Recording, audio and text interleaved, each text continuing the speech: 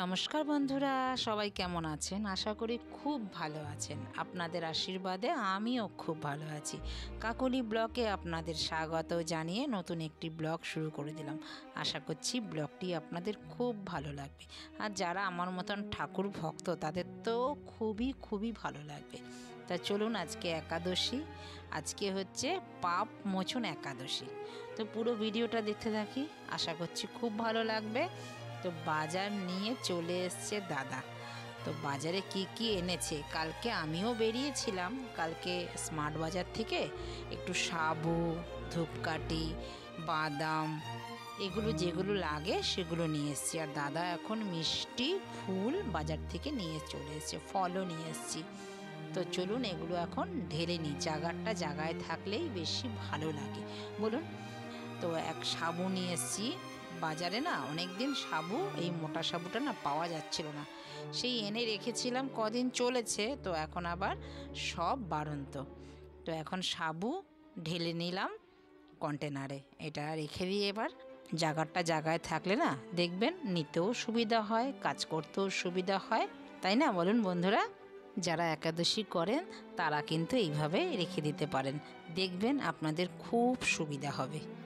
নিয়ে এসছি বাদাম, ছোলা বাদামও আমার লাগে, একাদশী দ্বাদশীতে লাগে, তার জন্য একবারে যদি নিয়ে আসি, খুব একটা বেশি নিয়ে আসিনি, নিয়ে এসছি অল্পই, এই 300 গ্রাম করে নিয়ে এসছি। তো এইগুলো এখন কন্টেনারে রেখে দিই। একাদশীতে আমি বাদাম নেই, গোবিন্দকেও দেব, আমিও নেই। তো চলুন, একটু সাবু ছিল আগের কন্টেনারের মধ্যে, একটু ছিল, ওটাকে এখন ভিজিয়ে রাখি, ভিজিয়ে রেখে দিলাম। তো এবার চা খাবো, চায়ের নেশা তো একটু আছে, তো ভাবি এক এক সময় যে একাদশীতে চা খাবো না, আবার ভাবলাম চা না খেলে তো শরীরটা তো চলবে না, তো গোবিন্দকে সেবা আমি কি করে দেব বলুন বন্ধুরা? চায়ের নেশা তো আছে, তো একটু চা বানিয়ে চলুন খেয়ে নিই, তারপরে এবার গোবিন্দকেও তো সাজাতে হবে। আর সাবু যে আজকে বানাবো, কি দিয়ে বানাবো জানেন বন্ধুরা? পুরো ভিডিওটা কিন্তু বন্ধুরা দেখবেন, আপনাদের আশা করছি খুব ভালো লাগবে। আপনারা যারা একাদশী করেন, যারা রবি শস্য নেন না, তাদের জন্য কিন্তু এই একাদশীতে এই রকম সবজি, অনেক রকমের সবজি আমি তো দিলাম এখানে, রাঙা আলু, গাজর, টমেটো, বিনস, কাঁচা লঙ্কা আর ক্যাপসিকাম, সব এগুলোকে একদম ছোট্ট ছোট্ট করে কেটে নেব, যতটা ছোট পারবো কেটে নিয়ে, দেখেছেন কিরম ছোট ছোট করে কাটলাম, কাটা হয়ে গেছে। এবার চলুন আমি বসিয়ে দিই।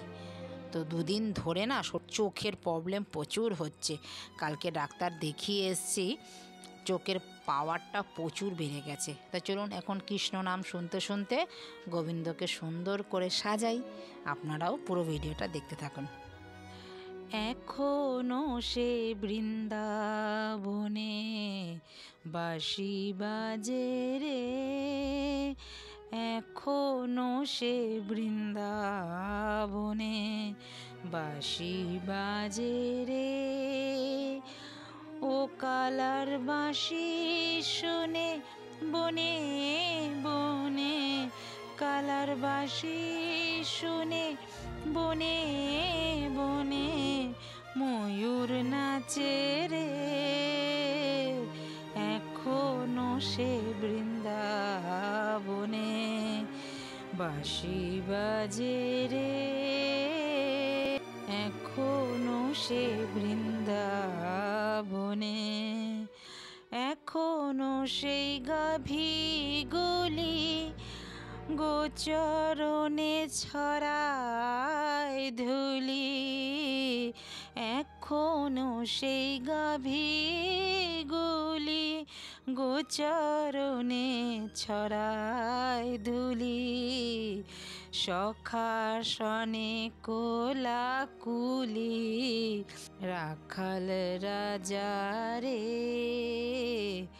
এখনো সে বৃন্দাবনে বাঁশি বাজে রে, এখনো সে বৃন্দাবনে। বন্ধুরা, আমার কিন্তু গানের গলা খুব একটা ভালো না, ওই গুনগুন করি ঠাকুরের কাছে, ততক্ষণে কি কাজটা খুব এগিয়ে যায়। চলুন বাবাকে সুন্দর করে জল ঢেলে এখন সাজিয়ে নিই। প্রত্যেকটি দেবতাকে, যে দেবতা যেই ফুলে তুষ্ট থাকেন সেই ফুল দিয়ে সুন্দর করে সব দেবতাদের সাজিয়ে নিই আমার সিংহাসনে যারা বিরাজমান আছেন। বন্ধুরা, বাবার মাথায় জল ঢেলে নিলাম, এবার বেলপাতা দেই, এবার দেবতাদের সাজাই ফুল দিয়ে সুন্দর করে। ততক্ষণে আপনাদের কাছে একটা গল্প করি। কি গল্প? গীতার সংলাপ। গীতায় যে লেখা আছে, গীতা যে পড়বেন তার মনটাই থাকবে অন্যরকম। এই সংসারে আপনার সব থেকে বড় মিত্র কে জানেন? আর সব থেকে বড় শত্রু কে জানেন? আপনার মন। আপনার মনই হলো আপনার বন্ধু, আপনার শত্রু, আপনার সব কিছু। মনকে যদি সংযত করতে পারেন তবেই দেখবেন সুখ আর সুখ। আর মনকে যদি বশে না রাখতে পারেন, মনের থেকে শত্রু আপনার আর কেউ নেই পৃথিবীতে। যুদ্ধের সময় অর্জুন শ্রীকৃষ্ণকে জিজ্ঞাসা করেছিল এই বাণীটা। মানুষ মানুষকে যে সন্দেহ করে, এই সন্দেহই হলো মানুষের শত্রু। আপনাদের কেমন লাগে আমার কথা শুনতে? যদি ভালো লাগে লাইক কমেন্ট করবেন কিন্তু, তবে তো আমি বুঝতে পারবো আপনারা আমার পাশে আছেন। এবার চলুন আমি সাবুটা বানিয়ে নিই। ওইখানে তো গোবিন্দকে সুন্দর করে সাজিয়ে নিয়েছি। এবার দিয়ে দিলাম ঘি একটা পাত্রের মধ্যে, আর সবজিগুলো যে কেটে রেখেছি তার মধ্যে না আমি একটু কারি পাতা দিলাম। কারি পাতা দিলে কি গন্ধটাও ভালো লাগে, বেশ ভালো লাগে। এবার দিয়ে দিলাম সব সবজিগুলো, দিয়ে এই 2 থেকে 3 মিনিট ভালো করে এটাকে নাড়ব। যেহেতু এগুলো সব, এই সবজিগুলো খুব একটা ভাজতে লাগে না, আর এই রান্নাটাও খুব তাড়াতাড়ি হয়, মানে এতটাই তাড়াতাড়ি হয় বন্ধুরা কি বলবো। এই 3 থেকে 4 মিনিটের মধ্যে এই রান্নাটা কিন্তু কমপ্লিট হয়ে যায়।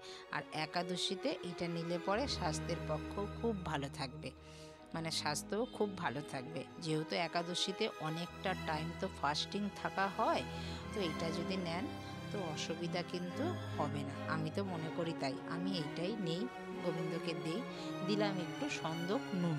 কেউ যদি জেনে থাকেন সন্দক নুন কী জিনিস সেটা তো আপনারা সবাই জানেন, এটা আর কিছু বলার নেই। সবাই যারা পুজো করেন তারা কিন্তু সন্দক নুনই ব্যবহার করেন। তো আমি এনে গুঁড়ো করে রেখে দিই একবারে, তো সেটাই আমি দেই এই যখন পাক বানাই। দেখুন বন্ধুরা আমার কিন্তু ভাজা হয়ে গেছে, এটা খুব একটা বেশি ভাজতে লাগে না। এবার দিয়ে দেবো বাদাম। বাদামগুলো আগে ভেজে নিলে ভালো হতো, কিন্তু সব একসাথেই দিয়ে দিলাম, তাতে কোনো অসুবিধা হবে না। বাদামটা যদি আগেও দিতে পারেন বা পরেও দিতে পারেন, আমি যেরকম পরে দিলাম, বাদামটা অ্যাকচুয়ালি দিতে ভুলে গেছিলাম, তার জন্য কোনো অসুবিধা না। যেহেতু এটা ঘি দিয়ে বানাচ্ছি একসাথেই সব ভাজা ভাজা হয়ে যাবে। দেওয়ার পর বাদামটা একটু যদি ভাজা ভাজা হয়ে যায় তারপরে দেব সাবুগুলো। বন্ধুরা ভিডিওটা আপনাদের কেমন লাগলো? যদি কোথাও ভালো লেগে থাকে লাইক কমেন্ট শেয়ার করে আমার পাশে থাকবেন। যারা আমার চ্যানেলে নতুন আছেন তারা কিন্তু চ্যানেলটিকে সাবস্ক্রাইব করে রাখবেন। আমি যখন এইরকম ভিডিও আপলোড দেব সবার আগে আপনাদের নোটিফিকেশন পৌঁছে যাবে, তার জন্য নোটিফিকেশন বেলটাও প্রেস করে রাখবেন। আপনাদের মূল্যবান সময় অনুযায়ী পরে ভিডিওটা দেখে নিতে পারবেন, আপনাদের নোটিফিকেশনে থাকবে। তো একাদশীর দ্বিতীয় ব্লগ আবার কিন্তু আসছে, এটা হচ্ছে প্রথম ব্লগ। তো ততক্ষণে সবাই কিন্তু ভালো থাকবেন, সুস্থ থাকবেন। আর ভিডিওটা কেমন লাগলো সেটাও কিন্তু আমাকে জানাতে ভুলবেন না। তো দেখা হচ্ছে একাদশীর দ্বিতীয় ব্লকে। ততক্ষণে আবারও বলছি সবাই ভালো থাকবেন, সুস্থ থাকবেন। গোবিন্দ সবার মঙ্গল করবে। গোবিন্দর ভিডিও দেখবেন আর গোবিন্দকে মন প্রাণ দিয়ে ডাকবেন। আর গীতা আপনারা অতি অবশ্যই পড়বেন, তাতে আপনাদের খুব ভালো হবে। তো নমস্কার, সবাই ভালো থাকবেন, সুস্থ থাকবেন, টাটা।